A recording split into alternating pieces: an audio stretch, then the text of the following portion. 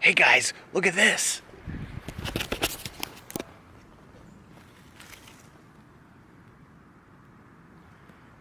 And another one. And some more right here. It is finally spring in New Hampshire.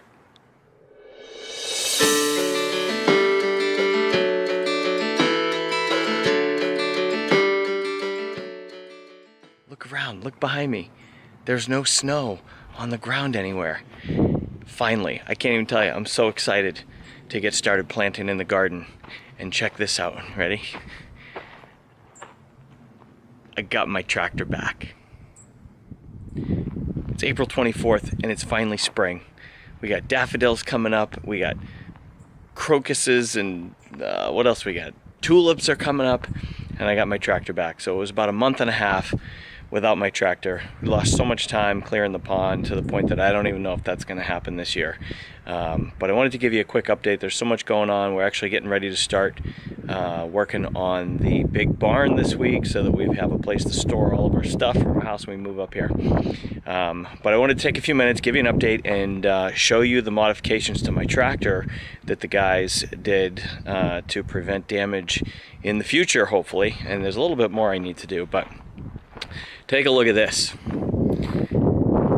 So the first day that I had my tractor, this grill here, this plastic piece, sort of maybe metallized plastic, got damaged because the only protection here was this cross piece that says Mahindra.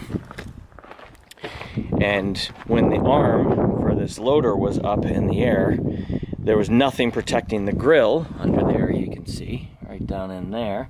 And my grill got cracked by some stumps when I was moving stuff. So these guys welded this awesome heavy duty metal on here, and the grill guard looks pretty beefy now. Certainly protecting the tractor very well. And I've got this big sheet here, this huge piece, probably weighs about 60 pounds. So what I want to do is use some of this still and try to make an undercarriage for the whole tractor. But here is the oil filter. If you remember my previous video, here's a shot of my tractor sitting where it was all disabled. This oil filter got bumped by a stump when my front wheel dropped down into a ditch. And it just, the leading edge of this oil filter right here got caught, and it broke the seam right up in here, and all the engine oil sprayed out of the engine. I thought it was a hydraulic hose or something at the time and didn't immediately shut the tractor off. Then I did. When I started it back up, it was running really rough, but the damage was done. And luckily insurance covered that, and thousands of dollars later, I finally have the tractor back. So these guys welded this awesome thing on here. Well, they welded this piece and then made it to bolt to the frame. So hopefully that's going to give some pretty decent protection for that oil filter. So if you have a Mahindra 2555, you absolutely need to make these modifications. Additionally, I want to take that metal piece that I just showed you and fabricate something to go underneath here to protect all of this. Even this rod right here got pushed by the stump, and if you follow that, that goes back here, goes right into this assembly right here, and it damaged the rear axle and the brakes. So for being an off-road tractor, there definitely are some susceptible points. I'll show you one other thing over here that's making me nervous. This piece right here, I don't even know what it is. I'm sure it's important, I'll have to look in the manual, but look at this, it's totally exposed. Whatever this little plastic piece is here at the bottom, it's exposed. It's under, you know, it's back here behind the axle, and there's really no protection for it. So love this thing, amazing piece of machinery and a great investment. But let me show you one more thing over here. So Wednesday morning, which is tomorrow, we're getting started working on the foundation for the barn. The guy that's building the barn is going to actually be doing the excavation himself, so we rented an excavator. But check this bad boy out. Look at this. It's a big one. It's a Link Belt 160, and it is quite a piece of machinery. Excited to rip some stumps out with this bad boy. Look at this bucket, and it's got the thumb on here. Yeah, we're gonna do some digging and some stump ripping. Actually took a couple days off, so I'm really excited to get some real work done finally now that the weather is cooperating. But I'm gonna give you a quick peek out here in the field. We're getting ready to have the lime truck come in. It's gonna dump 3 tons of lime per acre for a total of almost 10 tons of lime on the field. Get that integrated into the soil in just the next week or two, and then I have a bunch of extra seed to throw down that's like turnips and stuff like that, that's definitely more susceptible to the frost. So I'm going to wait till probably the second week of May to be sure that we pass the danger of frost to preserve all that seed. I made a pretty significant investment in that. And then I need to move all of this dirt. Now I wish I had a bigger bucket on the tractor, because moving this pile of dirt, and I suppose I can step up here for scale to show you that this pile of dirt is about 6 feet tall.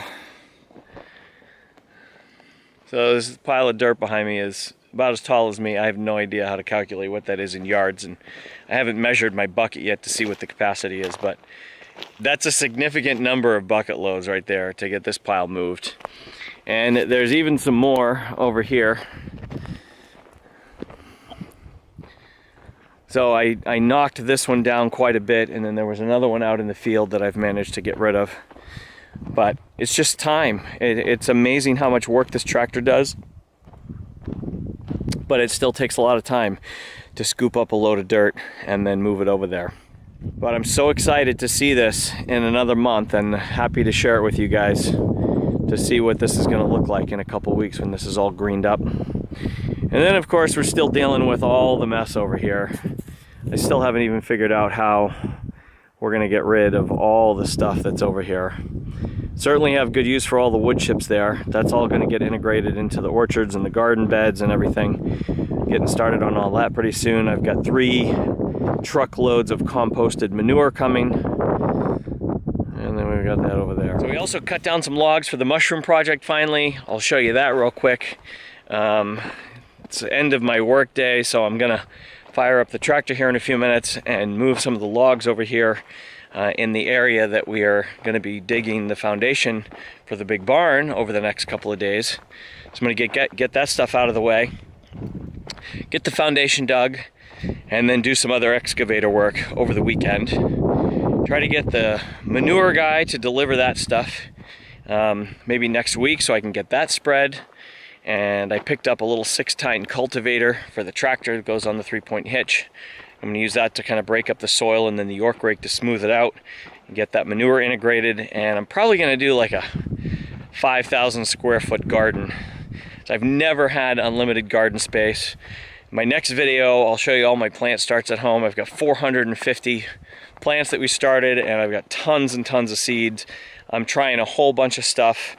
Basically just want to try as much stuff as I can and see what works, what doesn't work, what was easy, what needs more work.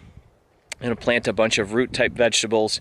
We've got sort of a cold root cellar type basement in the cabin. We're going to try to store some squash and root vegetables and stuff through the winter to see how we do with that. I wanted to build a root cellar, but we're just not going to get to that this year. So really excited about the garden. Going to pick out our goats in another week or two, 4 little baby Nubian does. And then I spoke to the sheep breeder yesterday, and we're going up there probably Memorial Day weekend to pick out our sheep.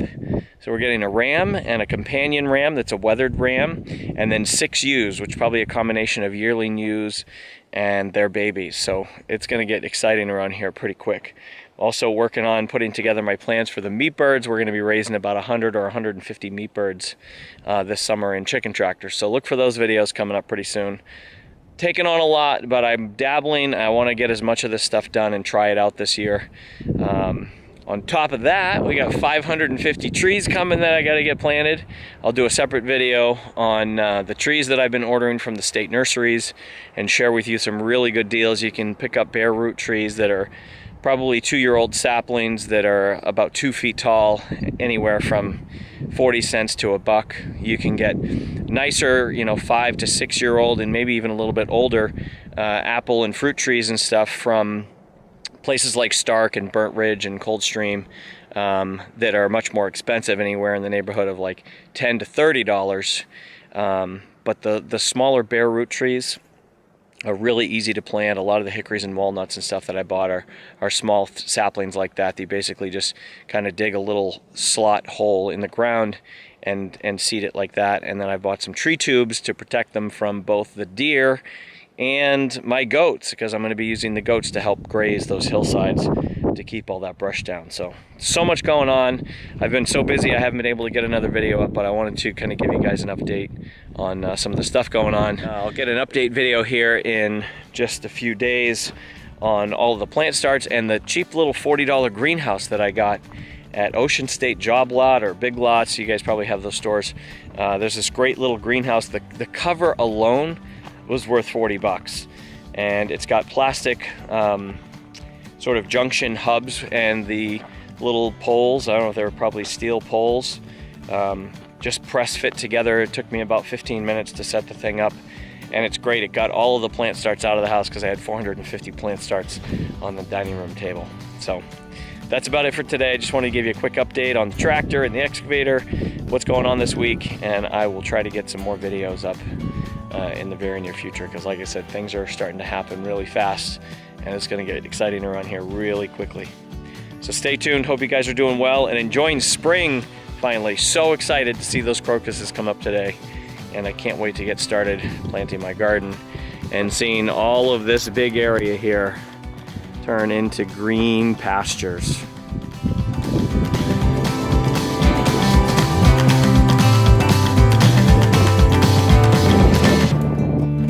So that's it. Chad with New England Homesteaders signing out, and happy spring.